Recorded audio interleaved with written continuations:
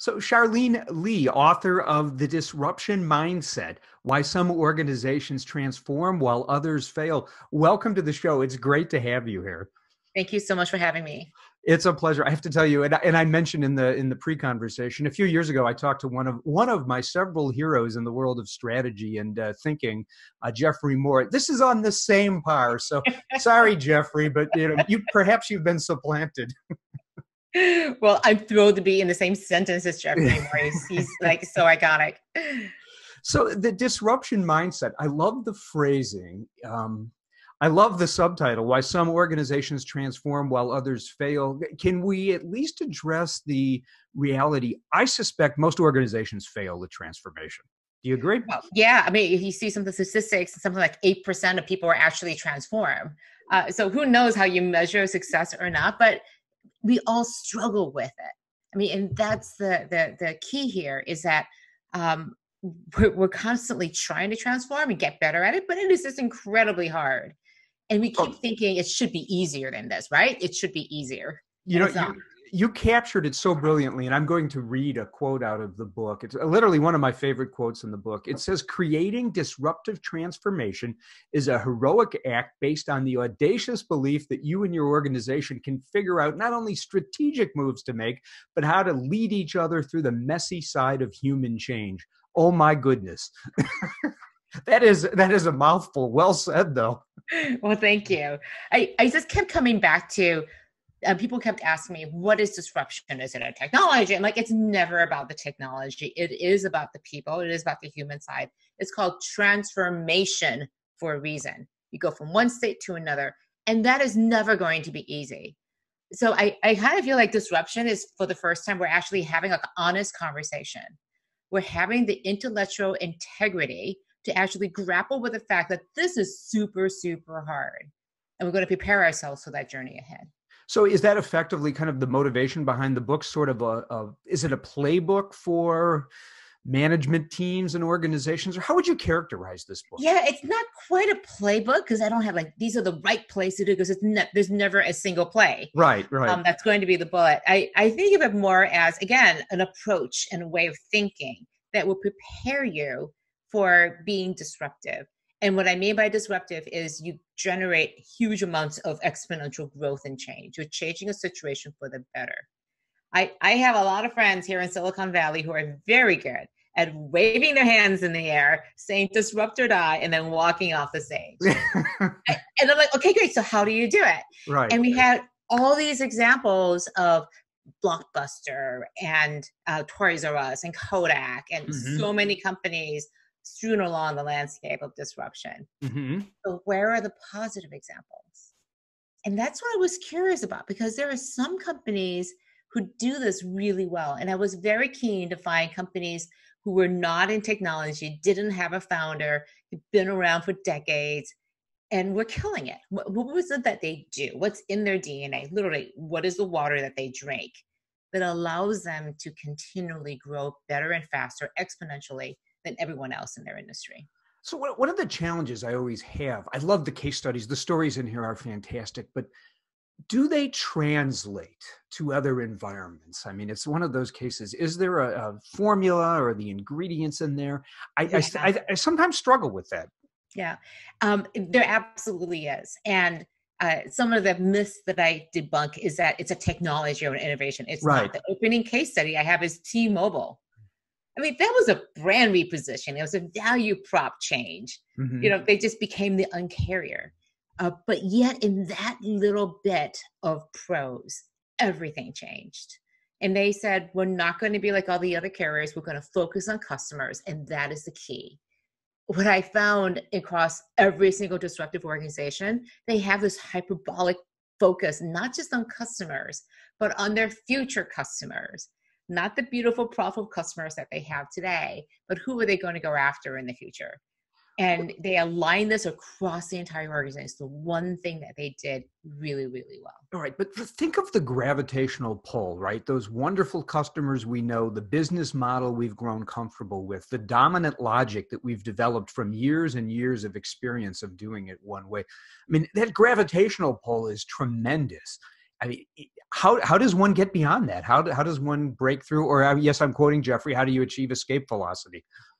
You realize that what got you there isn't going to be getting you there in the future, to quote Marshall Garza. Yeah, thanks, Marshall. Yeah. So, and it's this realization that these customers is not to say, I hate you, my beautiful, profitable customers. I love you. I love, and I count myself so lucky that I have you.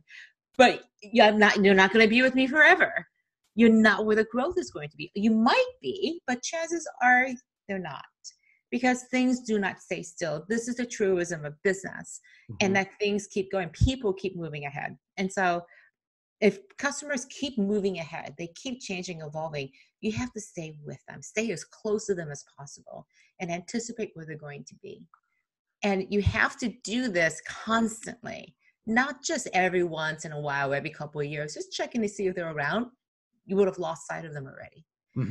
So I think in so many ways, incumbents and businesses have this huge advantage. They have existing customers, and probably amongst them, on the outliers, are the future customers. They just don't recognize them because they're not looking for them. Right. Kind of tunnel vision on their what it is that they know. So, but isn't that scenario there when you make the decision to say, we've got to find the future customers, we've got to create the future, and we're going to put everything else, they don't say this publicly, but we're going to put kind of everything else on autopilot. Isn't that an internal invitation to a grand culture war?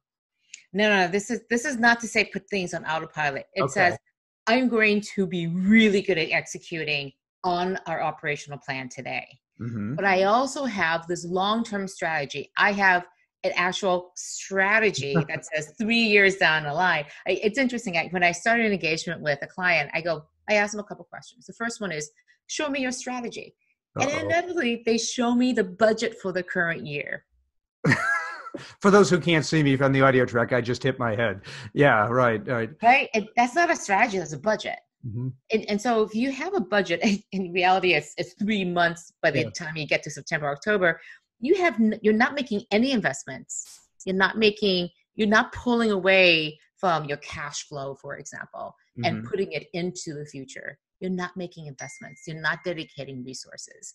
So this is the danger, is that if you are so short-sighted to only look over the next 12 months, if shorter than that, you're never going to invest in the future, which is why the focus on the future customer is so essential. If you don't have that idea of where you're going to be, where the customer is going to be, where you need to be 3 years from now, and you're making those investments today, you're not going to be able to get there. Right. You know, I'm literally kind of having a post-traumatic stress syndrome with one of my own experiences in transforming. And we had a similar scenario, but it really did invite the culture war. The legacy clients, software company, 20-year-old software company, legacy clients in an industry that arguably was not going to grow and was declining and consolidating. You could make money in those for a while. Everything that the business did was geared toward serving those clients. They were on industry councils and just client intimate, and it was wonderful. And as soon as we suggested moving to a different arena and built a strategy, the culture wars broke out. Perhaps poor management, poor leadership, but so. Yeah, basically you get your hands up. Don't do that. Focus, right? This is the course of good management and being leaders. Right. You stick to your core, stick to your knitting, do what we do well, excellence in operations. Right. And that's my thing. I think that leaders create change. It's a fundamental truism that leaders create change. If you're not creating change, then you're not a leader, you're a manager. Ooh, I like that. Okay. Right? So I can see a raging debate on that one out there. Yeah, that's a big one. Yeah, and it's not to say managers aren't important. You need excellent managers to be focused on the business of today. It's not to say they're not important. But if you are going to put on the mantle of leadership, do not fool yourself into thinking that you're a leader because you're really good at leading the people doing what they do today. Leaders say, we're going to go today here, and we're going to go that way. Who's with me? Anybody with me? And that's so important to be able to create that alignment and that vision of where you want to go. What are the signs that say it's time for transformation? You know, I look at it this way. If you're not transforming, you're dying. Ah, okay, okay. So it's a constant process. It should You be have part to of be. your DNA. The chairman of Nokia, we used to see last month, who's in the book. Mm-hmm. He has this, and he wrote a wonderful book, Transforming Nokia. And he has this phrase called, you have to be a paranoid optimist. You're so optimistic about the future, but you're paranoid that you're not on the right path. So you're Right. constantly looking, constantly scanning, thinking about all the things that could go wrong. And disruptive organizations are looking opportunistically at all the opportunities that are out there, but they also are saying, I got to hurry up and find them because there's some big freight train coming at me. I don't even know where it is, but I'm paranoid it's going to hit me. So I better run as fast as I can. So how do you navigate? I mean, sometimes transformation, and maybe it's just a misnomer on my part, kind of feels like that all-in bet. Like we're going this way, we have to go this way, but we're all in on it. And if it doesn't work, there's not a good backup plan. How do you deal with that? Yeah. So here's the thing is you don't deal with this. You don't get to do the really big gulp moment decisions like that unless you get better at making the little gulps. And this is why it's so hard for some organizations and why it seems to be, it's not necessarily easier, but it seems to be easier for some organizations to do this on a continual basis because they just do it all the time. The most disruptive organizations I found don't make big steps. They make lots of little bets along the way. They're constantly making little bets. And because they're making these little bets, they're able to navigate. Some people call it agile. Agile is very much product, not necessarily company. Right. But they practice this idea like, I really don't know where my future customers are. I have a couple ideas. Let's go fast, chase them as quickly as possible. And the only way we're going to figure out whether it works or not is to just do it. So a series of little bets, kind of running the experiments, learning, growing, gaining insights over time. But they're bets. They're not these like tiny little experiments that don't hurt. This is the problem with a lot of innovation. We keep it out on the edges, keep it away from the core of the organization. So it's not painful. You're not making real bets, which is kind of like, I call it going to innovation theater. You go to a place, you watch some great innovation, you applaud, feel great, then you go home to reality. Nothing has changed. So innovation has this false promise that it's going to be easy. Right. It's not. It's not. Yeah, that's for sure. Yeah. So what disruptive organizations do is they're making all of these little bets. They're constantly disrupting themselves. And instead of thinking about minimally viable product, they basically have a bias for action and they take minimally viable data. As soon as the data is available that they can make a decision, they go. And they see, well, I think it's going to be option A. Let's go see. And they figure out, oh, wow, I'm wrong. That's awesome. It's option B. Right. We figured that out. Yeah. And we didn't go all in on it. Exactly. Yeah. And they see being proven wrong as great news. So early in the book, you indicate that we've had disruption and growth all wrong. What do you mean by that? Yeah, we keep looking for some magic bullet, some technology or innovation. And we've been trained to think this for better or for worse through Clay Christensen's work. And his work was absolutely right. We get blinded by the current customers, so we can't find the new ones. This is why startups have a huge advantage because they don't have any customers. They have to look at future customers. They have no choice. But one part that people keyed on was that there's got to be some technology innovation or something, disruptive innovation that works. Look at Uber. What was their disruptive technology or disruptive innovation? It was the use of the location ability of your mobile phones. That was sitting around for anybody to use. Right. Their real innovation, their real disruption was understanding that there was this unmet need, that people wanted to get from point A to point B and have visibility and transparency into when their taxi was going to get there, when the car was going to get there. An unmet opportunity to create a platform, connect the supply and a demand that was just not contiguous at all. Yeah. So, fascinating and not necessarily intuitive. If you would have told us 10 years ago we'd be driving around in strangers' cars, we might have laughed at you. Right. Yeah. But Uber created a platform for trust. Right, they did. So what was the innovative? It's completely innovative, very disruptive, but they didn't set out to disrupt the taxi industry.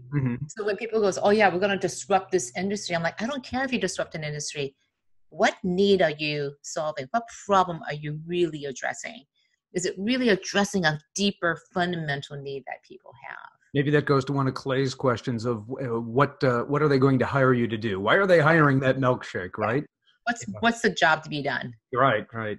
Exactly. So I'm thinking about the CEO, maybe the management team, but mostly that CEO who has got a conservative board, is accountable for quarter by quarter metrics and KPIs, yet recognizes and sees the need to do something different. How do they begin to win support both above them and then below them in the organization? I have a sad story. I didn't put in a book, but I talked to one CEO and we were having a dinner. He was like, he was just putting his messy on the table. Man, I'm in a hard spot. I have to go do this transformation.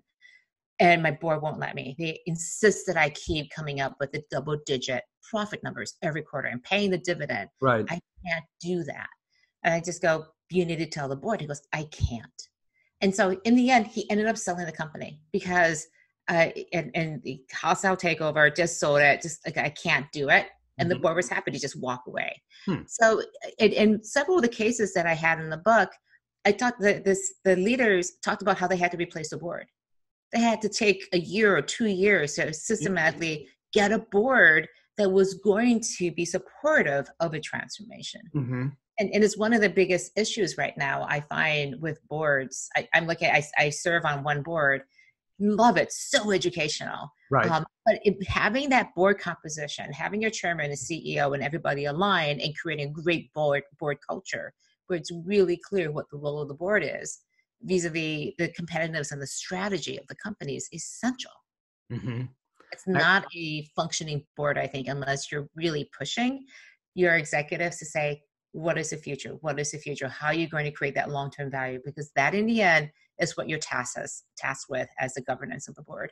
Interesting. And I've seen more than a few boards that don't recognize that as their primary job description. So sounds like a key thing. So over time, hopefully replace and augment that board. How about looking downstream now with this, great group of colleagues, associates, employees, whatever you term them, dedicated to the clients, dedicated to the business? How do you get them on board with the need to transform, with the need to disrupt? Well, I think that leadership also has to change. And one of the things about leadership in a disruptive organization is you just don't kind of lead every day. You're actually creating a movement. And this is the most fascinating thing. When I ask these leaders, like, how did you do this? They talk about, like, I got to get out there. I got to make sure we're talking about purpose constantly. They are out there connecting and having relationships with people. And they do this one thing really well. They're constantly asking, recruiting other leaders to come in out of the fight because they know that this is going to be a long, tough journey.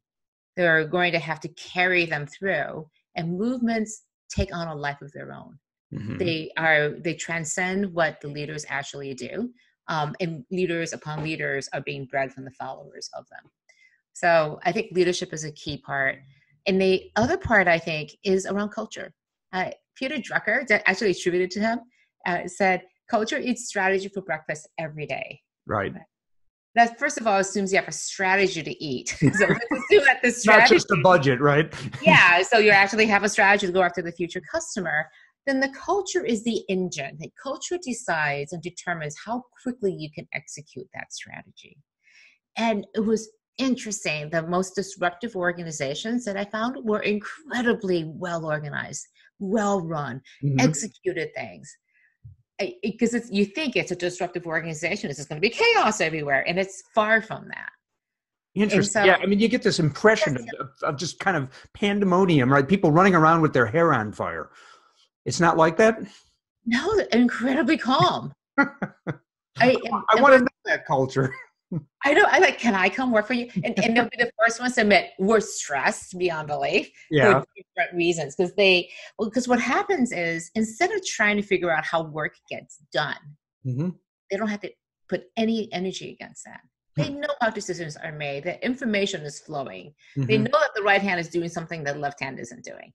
And so they have this openness and transparency in the organization that allows them to put all of their efforts then on that disruptive thing that they're trying to do. And so I go to these organizations who are going through a transformation and they do not have things locked down. Now, meetings don't begin on time. It's unclear why I'm sitting here in this meeting. My calendar is completely packed with meeting after meeting after meeting, death by meeting. When do you actually get to do work then? Right? When do you actually have time as a senior executive to pull away from the day-to-day, from the run of everyday operations, sit back, reflect, and think about and focus on that future? When you have time to think deeply, it's such a critical thing. Yeah. The tyranny of that Outlook calendar actually is something that I see an awful lot. It's not necessarily causation, but correlation with poor performing businesses that I engage with. Everybody's in that meeting and their calendars are booked from beginning to end of the day, but nobody is actually thinking about the issues you're talking about. Yeah. So I don't have it in the book, but I the coaching I do with people in my team is, go look at your meetings for the past week, give them a 1, 2, and 3. 1 was, this is the best meeting. I could spend all day doing meetings like this because we got so much work done. How many 1s did you have? And then 3s are a total waste of time. There was no reason I needed to be there. Or it's like a drain on my energy. And 2 is somewhere between. Don't go to any more 3s. Just stop going to them. Cut them out. Exercise the power of 2 feet and don't go or walk out of the meeting. And then try to get as many of your 2s to become 1s. Mm-hmm. Because what I find with organizations that have good meeting cultures, it's very clear why you're here, your contribution. I talked to one organization today. They said, we are not going to have any more meetings and have 5 people in it. Mm-hmm. It's there's no reason for you to be here. So they have little rules like this. Jeff Bezos, the 2 pizza rule, right? Pizza rule, exactly. Yeah. And that I kind of joke, that depends on whether it's a bunch of big guys or little women. So how many people can I have? Yeah. So a bunch of dieting marathon runners or keto, basic diets and stuff. So I keep going back to culture is how we get work done. Mm-hmm. And it's made up of your beliefs and your behaviors. If you don't like your culture, then change your beliefs and your behaviors. So you made it. Oh, I'm sorry. Go ahead, please. I was just have to say, I was meeting with a bunch of CEOs just earlier this week, and they said, "Yeah, our culture's a mess." I'm like, "So why don't you change your culture?" They all kind of threw up their hands, like, "It's impossible to change." I'm like, "You're the CEO. This is your company. Are you saying that you have no way to be intentional about your culture? Are you kidding me? That's your culture. You can decide if you want to change it." Yeah. So you make an interesting statement in there, and it's maybe controversial in this world, but you made a comment on gender. You say that women see themselves as being significantly less disruptive than their male counterparts. I was fascinated by that. I was so annoyed by that data. I could imagine, yeah. Oh, upset. And it was primarily in the U.S. Okay. We did not see it as so much in evidence in the other 4 countries that we surveyed. Mm-hmm. UK, Germany, Brazil, and China. And what happened was that even the women were exactly the same levels of the 2 main attributes of disruptive leadership: an openness to change mindset and leadership behaviors that empower and inspire people. So it's your mindset that's in your head, and then actual leadership ability to lead through other people, to create that movement and create followers. They could be at the same exact level as men. Mm-hmm. And they would be at a significant level in terms of their ability, their own sense and confidence in their ability to drive disruption, exponential change. Gotcha. And I think there's something in our water and our culture that says, you as a woman, you're given the messages not to be disruptive, that creating change, sticking out, standing out is a dangerous place to be. And I know from my experience that when you're the only in the room, it could be the only woman, it could be the only person of color, mm-hmm. only person who's young, or in my case, the only person that's old. When you're only, it's a lot harder to stick your neck out because it senses vulnerability. So the real reason I bring this up is that we keep talking about diversity and inclusion. Mm-hmm. The real opportunity here, diversity isn't the important part. That's counting numbers. Do we have numbers of people? The inclusion actually is more about belonging. When you feel like you belong, when you feel like you're included, when you feel safe, that's when you can take the risk. That's when you can go stick your neck out, raise your hand, be disruptive, and know that I'm going to be okay. I can go out there and try these crazy things, fail, and everyone will have my back.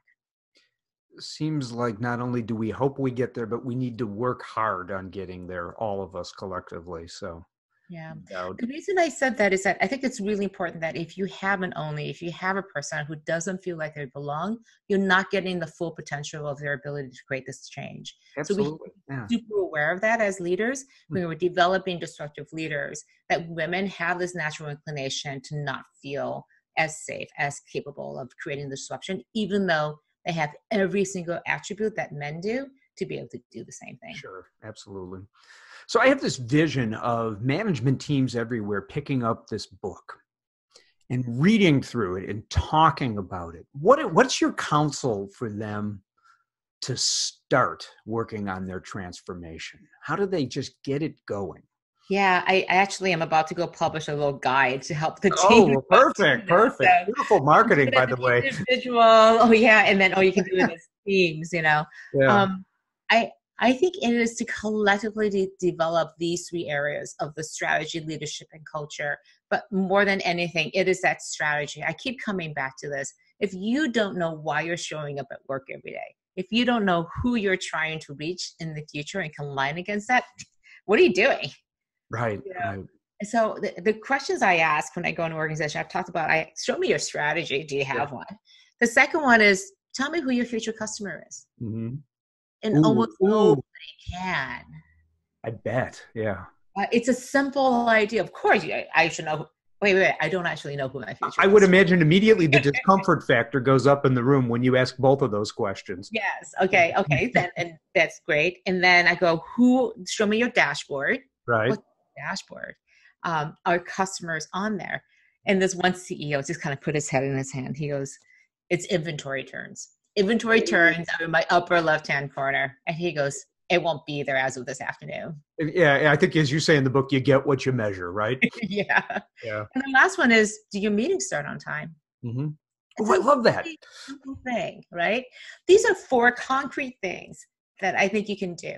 Like, have a strategy. I don't care if it's right or wrong. Just have some place that you're pointing to. Mm-hmm. And then you can go and figure out whether it's right or not. But just pick a target today.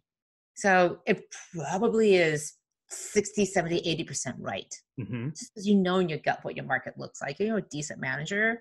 Mm-hmm. You know what the market is. Try to figure out who your future customer is. Pick one. Mm-hmm. Go and find out more about them. Go do research and see if that's really true. But pick one. Redo your dashboard and start your meetings on time. What do we redo our dashboard with? Because we're kind of geared towards all the old metrics of the legacy business. What are a couple of key metrics we should be looking at during transformation? I'll give you an example. I had a chance to look at Mark Zuckerberg's dashboard back in 2010. Uh-huh. And the first column were all his current customers through the web. And the second column were all the mobile customers and what they were doing.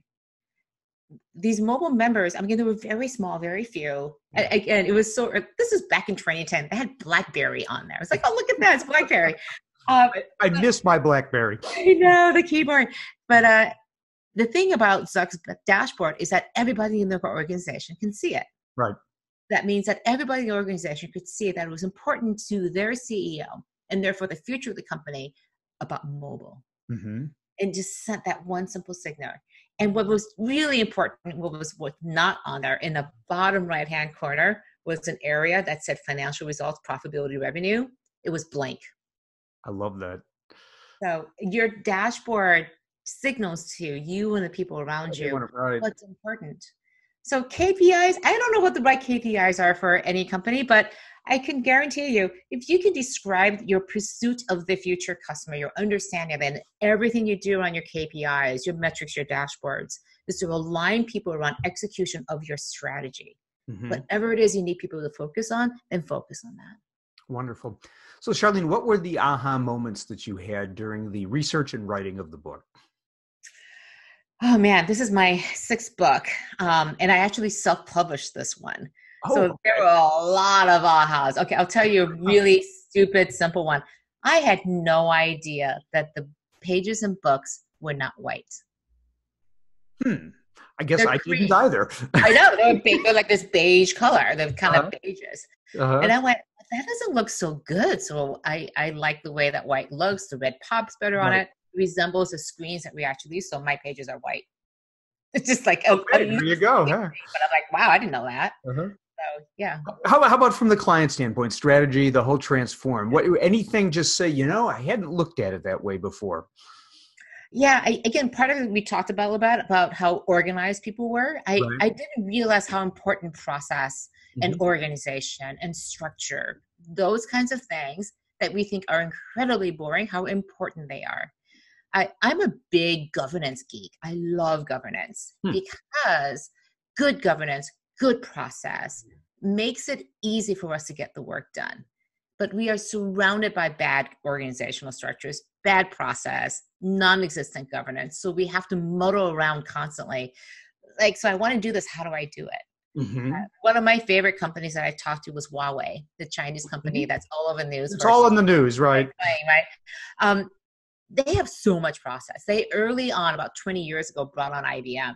They said, we want you to combine the best practices of the Western world with our Eastern philosophy and the best practices we have here. So they have this interesting mix. And one of the things that they came out of the IBM experience was you need to have a lot of really good process. And that is what's going to drive your growth. So they're, I think, at $120 billion, and they're growing 20 to 25% a year on that level of volume. Right. And to sustain that over the past 20 years, again, 20 double digit, well into the 20s, year-on-year growth every single year for 20 years, you need a lot of process.